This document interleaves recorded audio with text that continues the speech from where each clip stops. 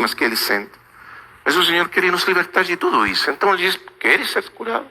E o Senhor, claro que quero, mas não tenho como. Ninguém me coloca aí na água. Mas o Senhor diz, você não precisa de alguém colocar você na água, porque eu estou aqui. Bendito seja o Senhor. Aí está o Senhor. E disse para ele, veja,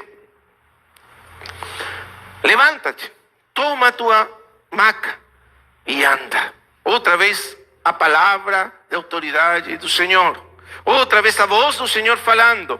Imediatamente aquele homem, ficou curado. E tomando a maca, pôs-se a andar. Glória ao Senhor.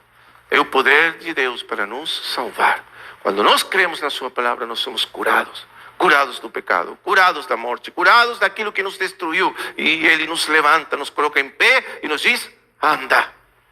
Por muito tempo, diz Charles Wesley, o meu espírito ficou acorrentado na escuridão. Na cárcere mais profunda, aí estava eu, na escuridão. Pelo raio da tua luz entrou naquela escuridão. E as correntes caíram das minhas mãos. E eu me levantei, e andei, e saí. Bendito seja o Senhor. Essa é a nossa história. Essa é a tua história. Essa é a minha história. E nunca deveremos esquecer o que Ele fez por nós. Como diz o escritor aos Hebreus, a apostasia começa também, faz parte da apostasia, quando nós esquecemos da purificação dos nossos velhos, antigos pecados. Quando Ele nos salvou, Ele tirou as correntes de nós e nos levantou e nos disse, anda. E nós andamos pelo poder dEle e fomos livres para sempre. E esse homem foi liberado, tomou o seu leito e andou. Bendito seja o Senhor. Mas logo diz, e isso foi um dia sábado. E aí começou o problema. Por quê? Veja o que acontece. Logo, diz. Então, versículo 10. Por isso disseram os judeus, ao que fora curado, hoje é sábado. Não te é lícito carregar a maca. Agora, veja a atitude dessas pessoas. Eles estão vendo um homem, 38 anos aleijado, levantado, caminhando. E o único que eles sabem dizer é, você está quebrantando o sábado. Você viu a cegueira deles? O que a religião faz com as pessoas? Eles ficam cegos para o poder de Deus, para a graça de Deus, para o Espírito de Deus. Eles estão cegos apenas olhando para a sua religião. Nós temos nossas regras. Nós temos as regras para guardar o sábado. Você está quebrantando as regras. Eles não conseguem ver o que é mais importante. O homem que estava aleijado, paralítico, 38 anos, está caminhando como se nunca tivesse estado enfermo. Mas isso nada importa para eles.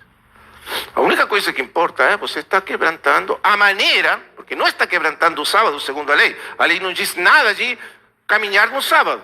A lei não diz nada de ser curado no sábado. Mas eles interpretavam que no sábado você nem podia fazer nada. Quer dizer, no lugar do sábado se tornar um dia de descanso, se tornou um dia de opressão e de cansaço, porque tanta regra que você ficava cansado no dia sábado de guardar tanta regra deles. Então você não descansava, você cansava no sábado por causa deles. É por isso que o Senhor confrontou eles dessa maneira e propositadamente curou esse homem no sábado, porque no sábado Ele nos dá descanso. Ele nos libera do poder do pecado, da morte. Isso é o que significa o sábado. Ele é o nosso descanso eterno. Mas esses homens estavam cegos. Então, não adianta. Você quebrantou, você tem que dar explicação. E então o cego disse, aquele que me curou, ele mesmo me disse, toma tua maca e anda. Eu estou só fazendo aquilo que esse homem que me curou me disse fazer. Eu estou agindo, eu estou atuando, estou caminhando na autoridade dele. E esses homens dizem, bom, quem que é esse homem que te curou? Como se chama? O cego disse, aqui diz que, mas o homem que fora curado não sabia quem era. Porque Jesus se afastara do povo que estava naquele lugar. Rapidamente o Senhor curou e saiu, e foi embora. E ninguém sabia quem era aquele homem que curou ele. Porque, claro, Jesus não buscava reconhecimento dos homens. Mas Jesus mesmo, depois Jesus o encontrou no templo. Novamente, veja, Jesus buscou o homem, novamente. Porque a obra tinha que ser completada. Ele tinha que conhecer Jesus. Não era simplesmente ser curado. O que ele realmente precisava era conhecer ao Senhor. E o Senhor buscou ele novamente. E disse para ele. E por isso nós sabemos que o ponto central desse sinal é o pecado e o efeito do pecado na vida humana. Disse, olha, já estás curado. Não peques mais. Está vendo? Para que não te suceda coisa pior. Então, é o efeito do pecado na vida humana que ele curou nesse dia. Mas ele falou, se você continua a pecar, alguma coisa ainda pior vai acontecer na sua vida. É por isso que nós sabemos que esse paralítico representa a parálise do pecado, que o pecado traz à vida humana. E a impossibilidade da lei ou da religião para curar-nos dessa condição. Mesmo a lei de Deus. Esses homens, então, aquele homem, primeiro, antes desses homens judeus, mas aquele homem se retirou e contou aos judeus que foi Jesus quem curara. Agora, não sabemos se ele ficou meio com medo ou por respeito a eles, ou talvez para explicitar quem era o homem que tinha curado ele. Como seja, foi falar novamente com os judeus e disse, foi Jesus que me curou. E esses homens, o que disseram? Oh, maravilha, que homem maravilhoso, curou você, levantou você aí, aleijado, 38 anos. Nós tínhamos esquecido, desculpa, nós tínhamos esquecido de você. Mas, Jesus foi e curou você. Não, nada disso. O que eles disseram? E por isso os judeus, veja a palavra aqui, perseguiam Jesus. Perseguiam Jesus. E buscavam, e veja aqui, pior ainda, buscavam matá-lo. Porque fazia estas coisas no sábado. Olha, é incrível. Eles não apenas rejeitaram o milagre, eles buscavam matar Jesus por fazer isso.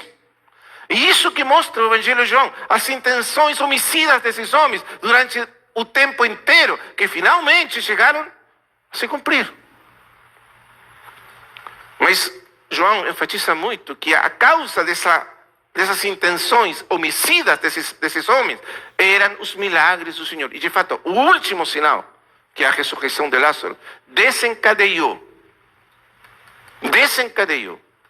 que o Sinédrio decretasse a pena de morte sobre ele. Por quê? Porque os milagres, os sinais deles falavam muito alto e eram incontestáveis para os judeus. Eles não conseguiam desacreditar os milagres do Senhor.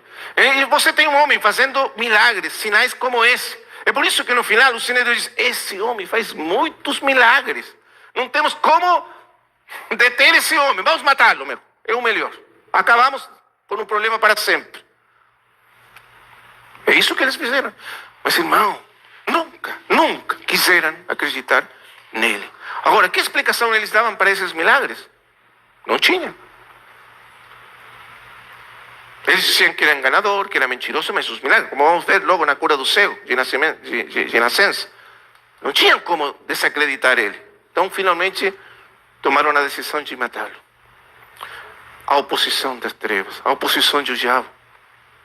O diabo que estava por trás desse sistema religioso. É muito interessante, irmãos, pensar isso. Mais que interessante, assustador. Que por trás dos sistemas religiosos humanos não está apenas o homem, mas o mesmo príncipe desse mundo sustenta os sistemas religiosos que se opõem ao Senhor Jesus. Você vê a resistência da religião contra ele. Aos seus veio, mas ao seu veio, aquilo que era seu, ele veio, mas os seus não o receberam. A luz vindo ao mundo, mas o mundo amou mais as trevas que a luz. está a luz brilhando de uma maneira impressionante e eles rejeitaram a luz. Por quê? A razão está aqui.